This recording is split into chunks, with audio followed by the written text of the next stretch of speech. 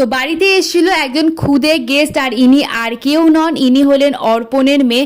তো অর্পণ, গুড্ডি, কাকু, কাকিমা আর এই পুচকিটা সবাই মিলে এসেছিল ওরই অন্নপ্রাশনের নিমন্ত্রণ করতে। আর এখানে তুহিন দেখো ওরই ছোটবেলা, মানে ছোটবেলা বলবো না, একদম হওয়া অবস্থার ছবি দেখাচ্ছে আর একদম মন দিয়ে ড্যাব ড্যাব করে তাকিয়ে আছে। তো প্রথমে তুহিনদের বাড়িতে গেল, তারপরে আমাদের বাড়িতে আসো নিমন্ত্রণ করতে, কারণ আমরাই ফার্স্ট গেছিলাম ওদের বাড়িতে ও যেদিনকে হয়েছিল।